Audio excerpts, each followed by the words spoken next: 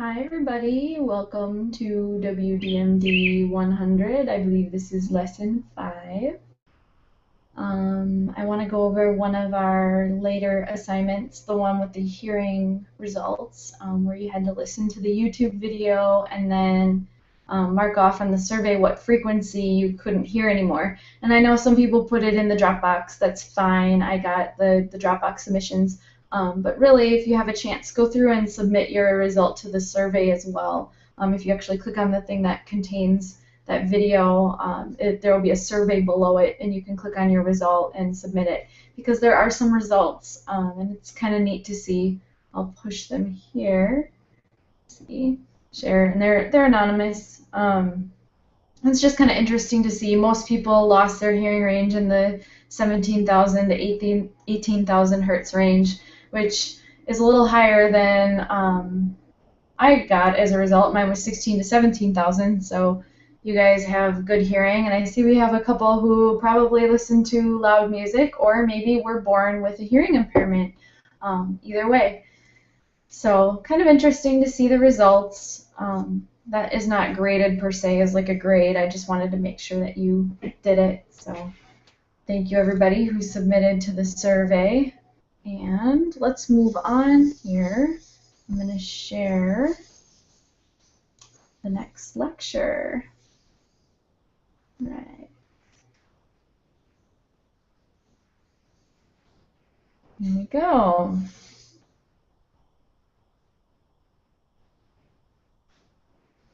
So today we're going to talk about color and perception and how we perceive color, both as a culture and just how we perceive it and interpret it in general.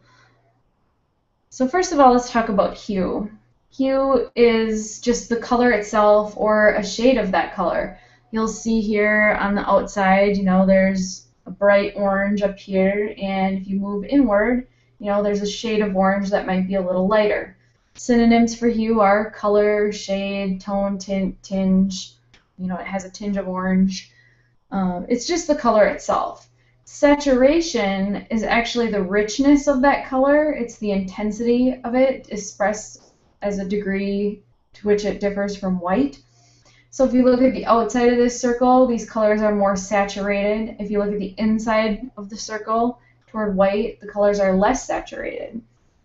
And of course that makes sense, because if you say something's completely saturated with color, it's almost like it's, a rag saturated with water. There's more of it there. And it's the relative strength of the color. So if you say something is saturated, it might be, one of the colors on the outside of this circle, and if it's desaturated, it's going to be closer to the middle. Or not have any color at all. It could be grayscale if you're referring to it as being desaturated as well. So let's take a look at the color wheel. You've probably seen this before in elementary school, something like that. It's the primary colors of pigment or paint. This corresponds to CMYK, like your printer ink, which is subtractive color, and I'll get more into that in a little bit.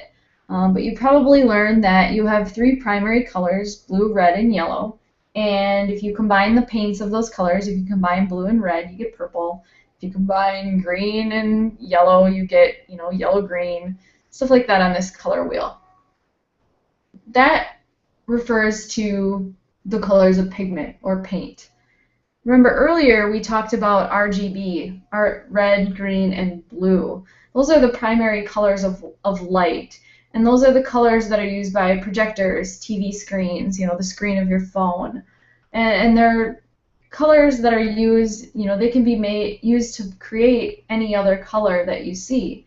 If you look at this picture here on the right, you'll see that the red light overlapping the blue light creates kind of a magenta. Blue and the green light overlaps to create a cyan, it's called, and the green and the red light overlaps to create yellow. And when you put all of those lights together, you get white light. So white light contains the entire spectrum of color in it. You're just seeing it all at once. So let's talk a little bit about subtractive color. There's C, M, Y, and K. These are letters that you've probably seen before on your printer inks. Cyan, magenta, yellow, and black. these colors are like almost like the paint pigments where you can mix them together, you know, kind of like yellow and blue make green. And mixing them together creates, actually what you can see here, we just talked about the RGB colors. So CMYK is the opposite of RGB. These are all colors where if you piled them up on a piece of paper, just like your printer ink, if you put yellow ink and magenta ink down, you'll get red. If you put yellow ink down and cyan ink down, you'll get green on your paper. And I know it's a little backwards, it's not exactly subtractive if you're putting colors on a piece of paper, but they are considered subtractive color. And actually, that's right, I forgot to mention that RGB is additive color because you're adding all these colors together to create white. So this little video here is going to explain additive versus subtractive color, and it's kind of a neat little play in Photoshop. It takes about 3 minutes to watch. So, and you don't, it's part of a playlist, so you don't have to go ahead and watch anything else in that playlist. It's just this video. So go ahead and watch that now, and then return here.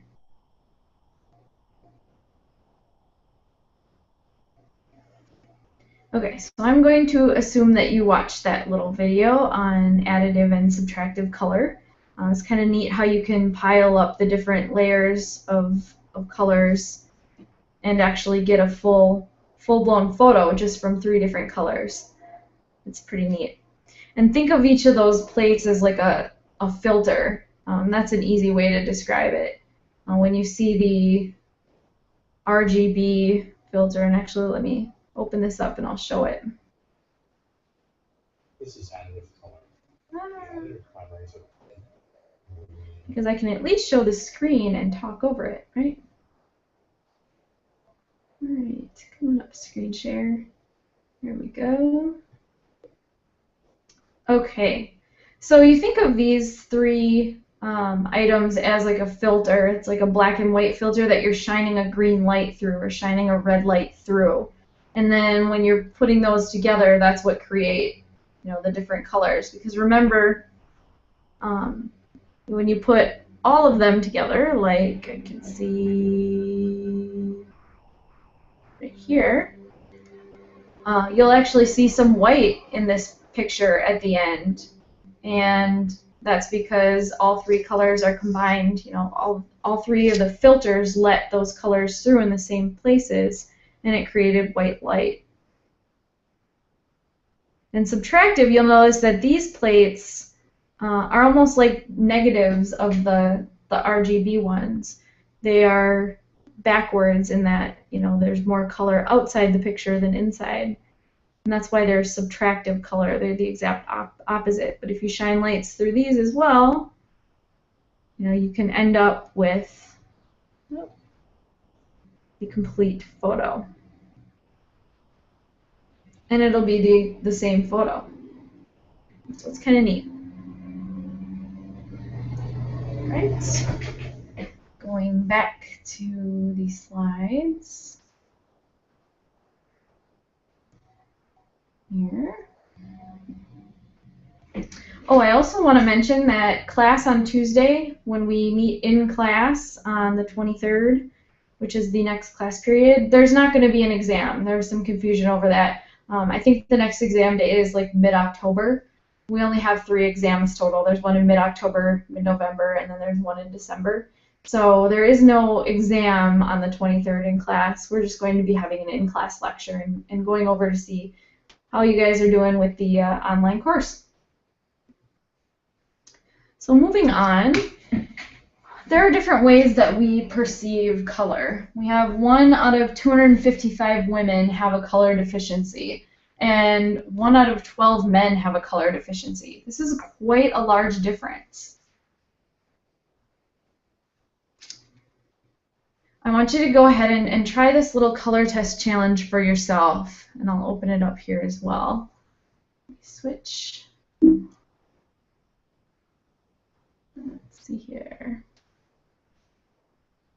There we go. It's an online color challenge, and it's kind of cool because it's very particular, and it's important that you have a monitor that you can see colors okay on. If you have a laptop monitor, it may not be as easy to complete this test. This is not an assignment, but it is something interesting that you can kind of go through yourself. This actually goes through quite a spectrum of color, and what you do is you try to match it up and make it almost a gradient from the color on the left to the color on the right. So I will try, this middle one right here, just for fun. It looks like it would go something like this.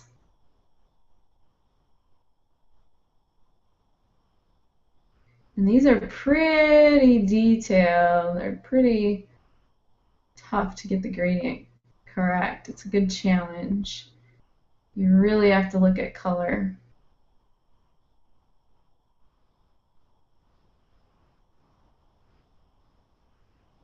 Let's see here. That one looks a little out of place. That one looks... It's pretty tough. So that looks like it might be a fairly okay gradient. So just try to get it all the way from left to the right. See if you can do all of them. And we'll see what kind of a score you get. The best score I've ever gotten was a 4 on this one. I have not yet gotten a perfect score. Gotten close though. So if you got it, I think if you get below, what is it? No, they don't actually say what the best, good scores are here. No. They're also trying to sell you a color calibration system to calibrate your monitor so you can see these colors well. But it's a fun test regardless. Okay.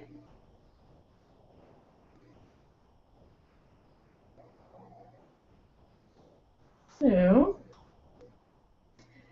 color groups. So when you're describing colors and you say that, it's a neutral color, remember that those are just subtle shades from the palest range of colors, like beige and cream, and they're used for balancing vibrant or rich colors and, kind of toning them down. If you have a cold color, it has a high proportion of blue in the makeup, such as violet, blue, and some greens. Cold colors have a calming effect. Warm colors have more red or yellow in their makeup. They're energizing in effect. Remember if you watch the weather and you look at there's going to be a warm spell or a cold spell. What colors do they use? If it's hot, they're going to use colors like red and orange and yellow. If it's going to be cold, they're going to use colors more like yellow and blue or green and blue. And you'll see that if they're indicating rain or something that's cooler like that as well, they tend to use shades of green and blue. Additionally, McDonald's colors inside their restaurants were traditionally red and yellow. And that's because they were the first fast food chain and they wanted everybody to be fast. And since they considered that red and yellow colors were fast and they were going to contribute to people eating faster and getting in and getting out of the restaurant as quickly as possible, they used the color to facilitate that in their marketing. So it's kind of interesting that that's the exact reason why McDonald's were traditionally red and yellow rather than more inviting colors, because you walk into a red and yellow space and of course you think ketchup and mustard or McDonald's. So it's kind of interesting that that's what they used in their whole marketing scheme to make sure it was fast food indeed and people didn't sit and just talk for a while. Now you see a lot more McDonald's that have other colors in addition to red and yellow. They'll use more traditional restaurant colors, but that was definitely something they started out with. Right. So, going into some of the symbolizations of different colors and what they mean to us. Now there we go. A true fact is that color can mess with our perception. it may seem like it's, you're looking at just a color, but it can also affect our mood, and things that we do. Like babies will actually overreach for balls that are blue and underreach for balls that are red. For some reason, balls that are the color blue or toys that are the color blue just seem further away, and things that are red seem closer to us. Also, a box painted with a warm color will seem heavier than a box painted with a cool color. Don't ask me why, it's just something that the color, does with our perception. And it has actually been tested. So let's look at individual colors themselves. We have green, and green is the color most commonly associated in Europe and the US with like nature, vivacity, life, with finance and money. Green's also the color most commonly associated with youth. It's often used to describe anyone who's young and inexperienced, probably because of the analogy to being an immature and unripe fruit being green. Surveys show that green is the color most associated with calm and agreeable and tolerance. And like I said earlier, what does green typically depict on a weather map? Calm, agreeable, tolerance, possibly. It depicts cooler. It certainly is calmer and more agreeable than the red thunderstorms on the weather map. Green in Europe and the United States is also sometimes associated with status and prosperity, usually because its ties to financial.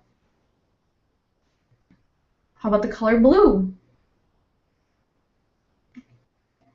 So blue in the English language often represents the emotion of sadness, like feeling blue. But actually in German, to be blue is to be drunk. So blue is one that depicts different things for different cultures. It was actually depicted as a color for boys in the early 1900s. In the early 1900s, it was depicted as a color for girls. Right now, it's depicted as a color for boys. I don't really know what brought that change about, but I do know that in the 1900s, the Virgin Mary was often depicted wearing blue in Western art, and that's why she was associated with girls. So blue is associated with girls, and then because red was a more very masculine color, pink and red were actually used to depict boys. I'm not exactly sure how that got flipped around. That would be an interesting thing to look up. But in the past, it was actually the opposite of as it is now. In China, the color blue is commonly associated with torment, ghosts, and death. So if you were, of course, designing something that was supposed to be more uplifting and happy, you wouldn't want to use the color blue if it's in China. In Turkey and Central Asia, blue is also the color of mourning. And in Thailand, blue is associated with Friday on the Thai solar calendar. Anyone may wear blue on Fridays, and anyone born on a Friday may adopt blue as their own color. Red. So in Western countries, US included, red is a symbol of martyrs and sacrifice, particularly because of its association with blood. That also makes it a symbol of courage. Red is the color most commonly associated with love, actually followed by a great distance by pink. Both the Greeks and Hebrews considered red a symbol of love as well as sacrifice. And red is also a color associated with passion. You'll see here, the color red, and these are just, this is just a screenshot of actually Google Images searching for red. You'll see that there's, colors or images that depict passion in here and love. You'll see a flower. Somehow a Beats by Dr. Dre ad got into that one. That's pretty clever, Beats. So yeah. In China, red is considered a color of good fortune and prosperity. It's actually a color traditionally worn by brides, so imagine having a red wedding dress. It's also a common color of wrapping paper for gifts in China. In Japan, red is the traditional color for a heroic figure. In India, it's also a traditional color of bridal dresses, and it's frequently represented in the media as a symbolic color of married women. Several studies have indicated that red also carries the strongest reaction of colors. This is why it's an internationally recognized color for warning signs, like the stop sign. The strongest reaction may also indicate why more red cars are pulled over for speeding by police than any other color car. In Central Africa, some tribes paint their sick with the color red for health, but in other parts of Africa, red will actually bear the association of death. So much so that the American Red Cross had to change their colors to a green and white cross there. Because could you imagine having the Red Cross come in as a having the Red Cross come in as a, to help save sick people or bring their blood mobile, and the Red Cross bears the indication of death. Yeah, that probably wouldn't work out so well. So it was a good thing that they recognized that and changed their colors to green and white in those countries.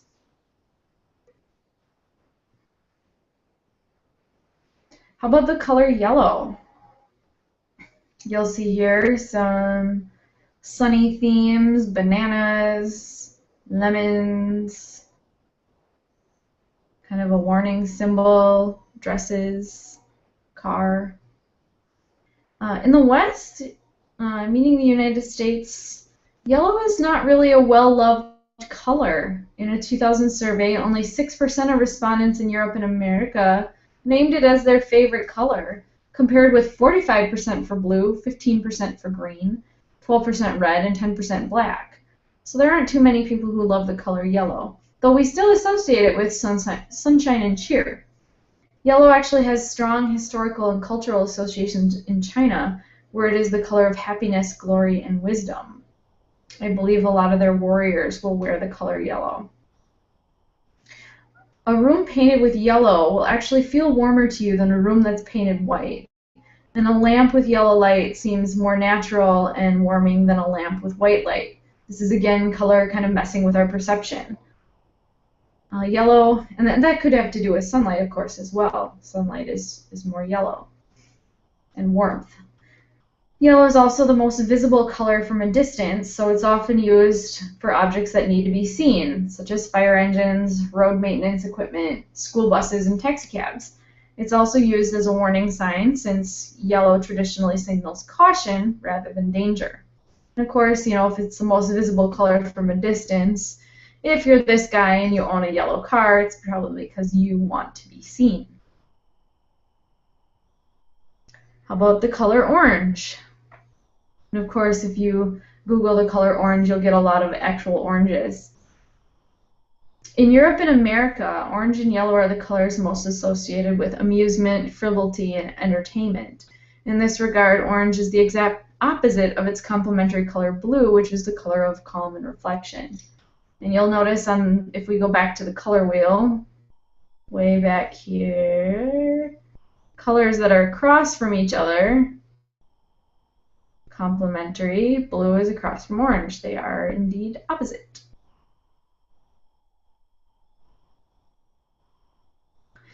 Orange is the color that is most easily seen in a dim light or against water, which makes it particularly a shade known as like safety orange, the color of choice for life rafts, life jackets, and water buoys.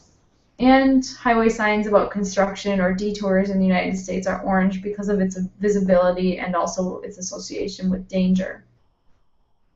In China, orange is a masculine color that symbolizes transformation. Interesting little tidbit, the Golden Gate Bridge at the entrance of San Francisco Bay is painted international orange just to make it more visible in the fog. And because of its symbolic meaning as the color of activity, orange is often used as the color of political and social movements. How about purple?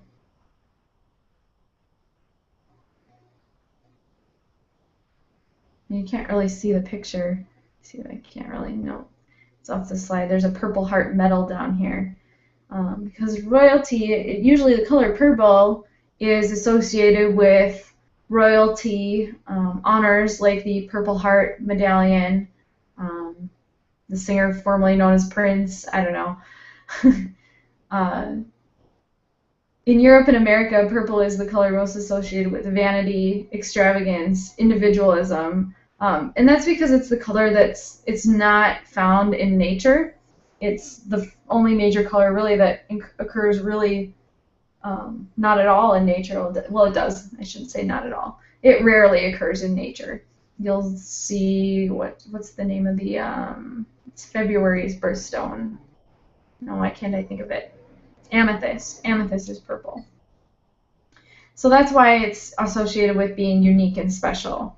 In Britain, purple is sometimes associated with mourning. In China, purple represents spiritual awareness, physical and mental healing, strength, and abundance. And in Thailand, widows in mourning will wear the color purple. It's also associated with the day of Saturday on the Thai solar calendar. So I guess if you're born on a Saturday, you can adopt the color purple as your own. How about black?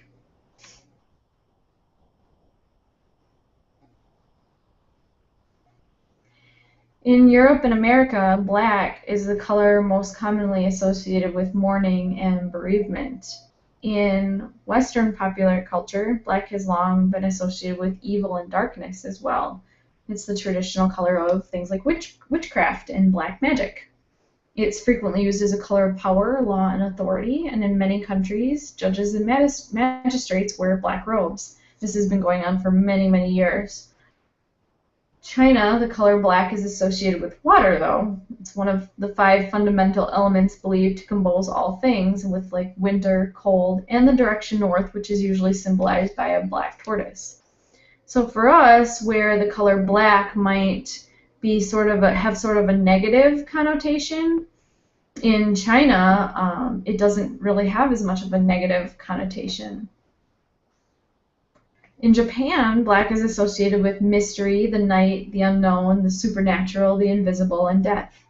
It can also symbolize experience as opposed to white, which symbolizes naivety.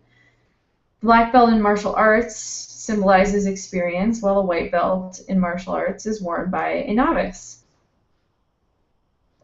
In Indonesia, black is associated with depth, the subterranean world, demons, disaster, and the left hand of all things. When black is combined with white, however, it symbolizes harmony and equilibrium. And across most of the world, people are right-handed. This is also something interesting, that we didn't really touch on with usability, is that usability doesn't just occur to things that are made on screens or something. If you look at somebody who's left-handed, they have a hard time using most people's normal scissors because scissors are made for people who are right-handed. If the person who was inventing scissors had considered left-handed people, they may have made most scissors or the first scissors a bit differently. Or maybe they did take left-handed people into consideration and thought, nah, there's enough of them, so let's forget about them. Who knows? In different cultures, the left hand is used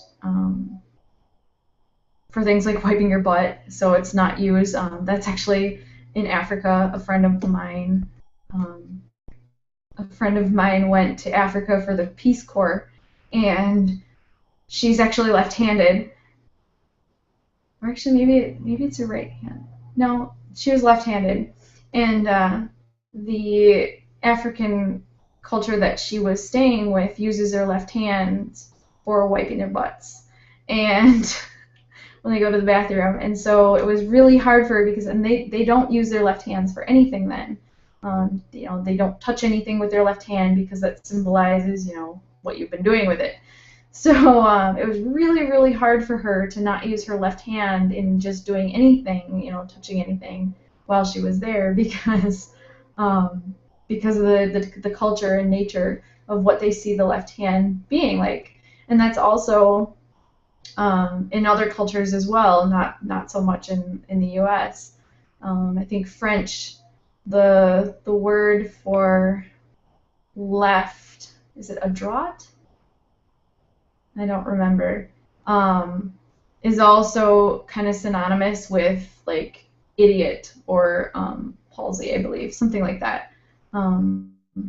Gauche, it's gauche, actually, which we sometimes use that word. A droite is right, gauche is left, that's right. So there are, different meanings to left hand, so I guess it kind of makes sense that there would be a culture, like in Indonesia, where they associate the color black with your left hand. It's kind of interesting. Moving on, how about the color white?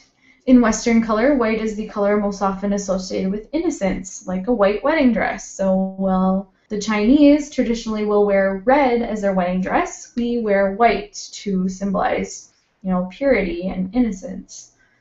White is the color most often associated with beginnings and the new, also cleanliness. Just like in the last slide where we mentioned, a novice person in karate will be wearing a white belt. In China, Korea, and some other Asian countries, though, white, or more precisely the whitish color of undyed linen, is the color of mourning and funerals. So what if you couldn't see any color? Imagine, see all these things that color gives us, all these feelings and moods, and, what happened if you were one of the people who had a color blindness where you can't see any color at all? And I want you to watch this TED Talk by this guy. It's quite interesting. I think it's about 15 minutes long, 10 to 15 minutes. He can't see any color at all, and it shows how he uses a camera to watch for color, and it also kind of explains his loud and bright choice of clothing.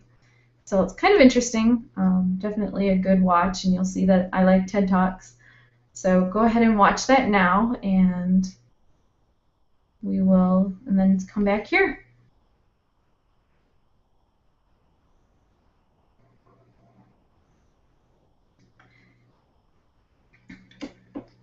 So I'm going to assume you just watched the video with the TED Talk guy, Neil, who showed us how he sees color with a special camera.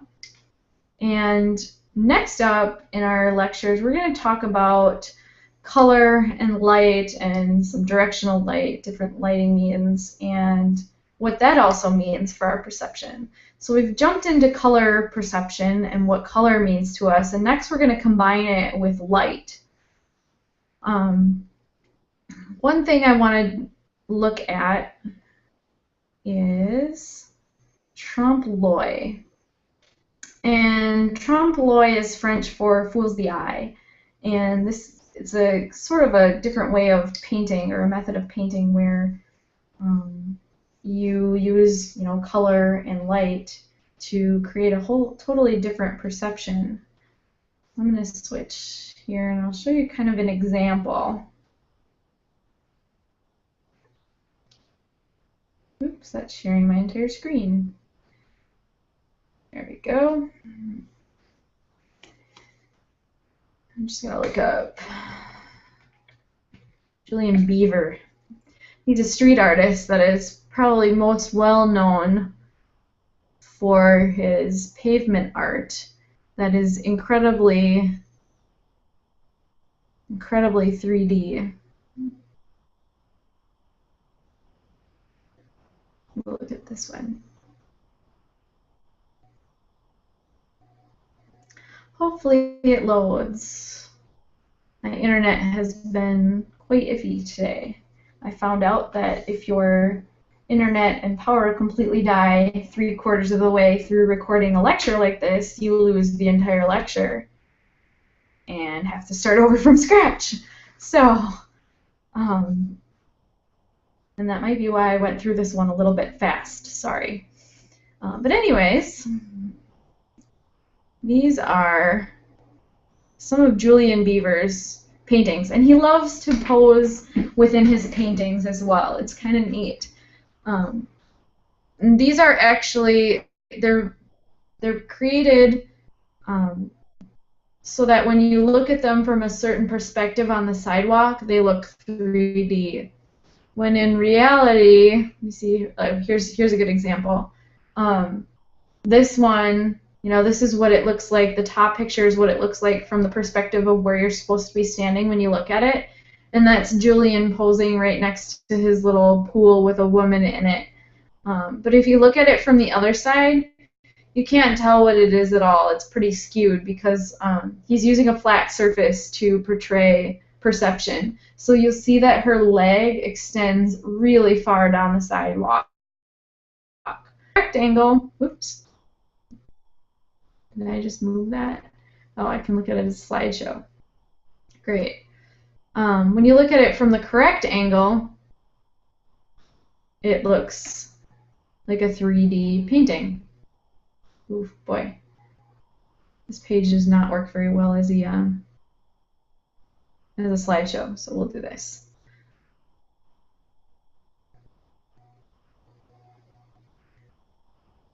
He also likes to put his child in the photos as well.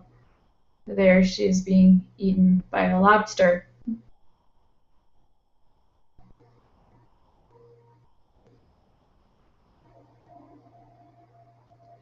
Spider-Man. And he's gotten so well known for this. Here's a self-portrait of him. He's gotten so well known for this type of painting that different companies like Coca-Cola have actually hired him to just start drawing in streets.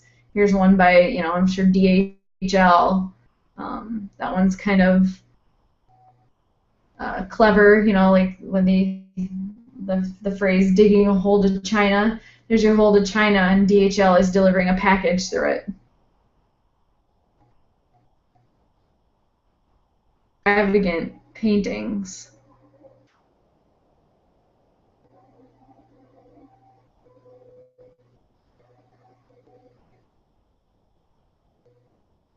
Here's a series where he's digging for gold.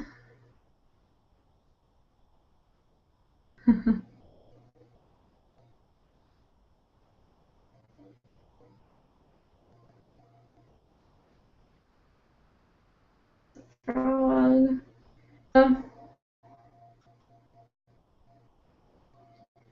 A political statement.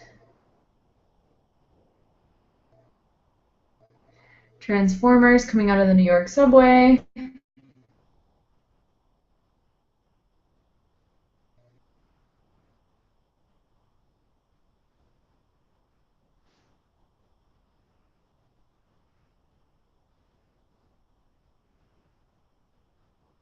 So these are quite impressive pieces of art. I would love to see one in person sometime. There are quite a few other trompe-l'oeil artists as well. Let's see if we can just do a Google image result. A lot of times you'll see it in effect of painting, a door on a wall that actually looks like a real scene, and that fools your eye. There is not actually a door there. And here, the brick portion may be real, but there is not that scene behind it.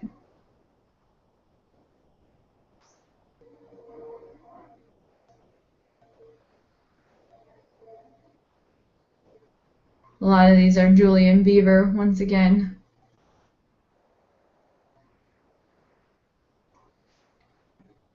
So you see that in order to get one of these paintings to look realistic enough, you have to use both color and light in the proper manner. You'll see that these columns are actually painted.